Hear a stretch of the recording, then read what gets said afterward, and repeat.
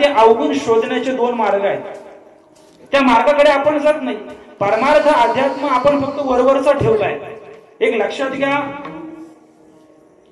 भजन कीर्तन नामस्मरण या सगळ्या ज्या गोष्टी आहेत त्या तिकडे नेण्याकरता आहेत, अंतर्मुखी प्रवास होण्याकरता आहेत.